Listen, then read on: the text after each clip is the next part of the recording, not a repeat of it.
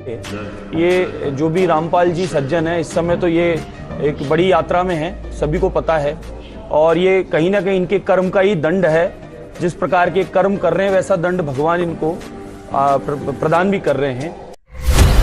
संत रामपाल जी महाराज ने हमारी अज्ञानता की पट्टी खोली, हमारे को सभी सदग्रंथों का ए से लेके जेड तक सारा सभी ग्रंथ प्रमाण सही दिखाए। एक वचन बोलते हैं परमात्मा संत रामपाल जी महाराज और 6 शास्त्रों में उसके प्रमाण दिखाते हैं। और इतने लाखों भक्त इकट्ठा होने के बावजूद कोई लड़ाई नहीं, झगड़ा नहीं है, प्यार से बैठ के भंडारा कर रहे हैं और भगवान की जय जयकार कर रहे हैं। जेल में बैठने के बाद संत रामपाल जी महाराज की पावर में कोई फर्क नहीं पड़ा, उनकी पावर बढ़ती ही जा रही है। संत रामपाल जी महाराज के सामने हाथ भी जोड़ते हैं कि ऐसा भगवान। अब ये थोड़े से दिनों में ये ट्या करने वाले हैं ना विरोधी, सिर पटक कर बैठ जाएंगे। जनता इन्हें बोलने नहीं देगा। बच्चा भी बस चुप हो जाओ, तेरे दिन सुन ली तुम्हारी ये बकवास। बाल मुकुंद आचार्य जी महाराज ही नहीं बल्कि अनेक धर्म गुरुओं पर संत रामपाल जी महाराज ने पहले ही भविष्यवाणी कर रखी है कि इनको कोई भक्ति के नाम से इनको कोई स्वीकार नहीं करेगा।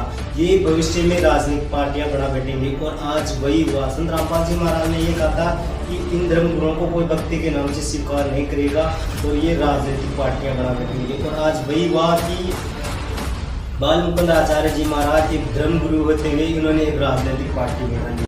अब कुछ दिनों के में क्या होगा, जब इस दास का ये सच्चा ज्ञान पूरी जनता में फैल जाएगा तो ये भक्ति मार्ग से इनको कोई स्वीकार नहीं करेगा।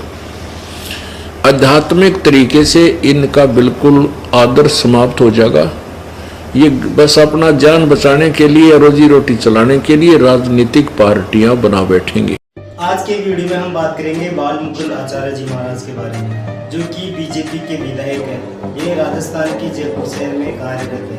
आज हम आपको इनके बारे में ये बताएंगे कि इन्होंने फर्स्ट इंडिया न्यूज चैनल के अंदर अपना इंटरव्यू के दौरान संत रामपाल जी महाराज को दोष आरोपित करते हुए कहा कि संत रामपाल जी महाराज को आध्यात्मिक ज्ञान सुनिए। और वर्तमान में संत रामपाल जी महाराज एक ऐसे संत है जिसके बराबर कोई संत नहीं है। तो संत रामपाल जी महाराज ने किसी भी धर्म गुरु के ऊपर टीका टिप्पणी करने से पहले उन्हीं की द्वारा लिखित पुस्तकों को अंगुली रख करके पढ़वाया है। और इस पुस्तक का नाम, एड्रेस, पता सब कुछ उन्होंने टीवी पर, प्रोजेक्ट पर, इंटरनेशनल चैनलों पर लाइव डिबेट के माध्यम से सब कुछ बताया है। जबकि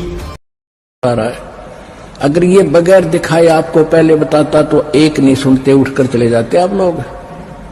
पहले आपको पहले के बच्चे की तरह उंगली लाला पढ़वाया, ये देख, ये लिख रखा है, यू लिखा, ये वेद में, ये गीता में, ये पुराण में, ये कुरान में, ये वेदों में, ये भगवान ने बताया।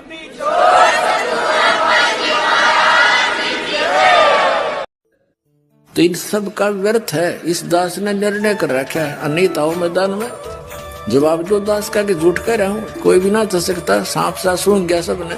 आज कोई कोने में बैठ कर दास ये चर्चा नहीं कर रहा है। इंटरनेशनल सतर के चैनलों पर इनकी सबकी धोती सी धो दी और कोई तो सकता नहीं। बकवास तो कितना कर लियो, लेकिन ज्ञान में बोल कर दिखा दो। ये भी कहो कि मैं झूठ बोल रहा हूँ, एक शब्द कहो, प्रमाणित करके बताओ, फिर पता चलेगा।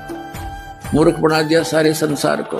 तो दास जो ज्ञान आपको सुना रहा है, इस पर आपको विश्वास कराने के लिए इतने प्रमाण देता हूं कि दास जो बोल रहा है ये 100 की 100 सत्य है। अपनी तरफ से नहीं बोल रहा हूं, उन महापुरुषों की वाणी को आपके रूबरू कर रहा हूं जिन्होंने भगवान पा लिया और फिर उस जिन्होंने भगवान मिला और उनने जो जवाब देने से पहले मैं आपसे प्रार्थना करना चाहूंगी। ये कहावत तो आपने सुनी ही थी, नेवर जज a book by its cover, यानी किसी भी किताब को उसके बाहरी कवर से कभी जज नहीं करना चाहिए।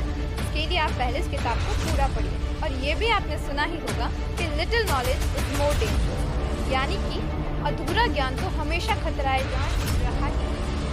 महाराष्ट्र के अंदर प्रोजेक्टर के ऊपर दास ये दिखा रहा था दुर्गा पुराण, ब्रह्मा विष्णु महेश की जन्म। तो 2-3 बूढ़े बुजुर्ग से एजुकेटेड व्यक्ति थे।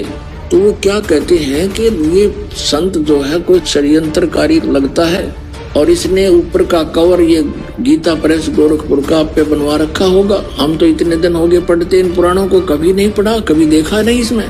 तो तीनों हाँ मिला रहे, सचमुच ये गड़बड़ है, ये कोई वैसे ही नकली डुप्लीकेट पुस्तक बनवा रखी होगी इसने।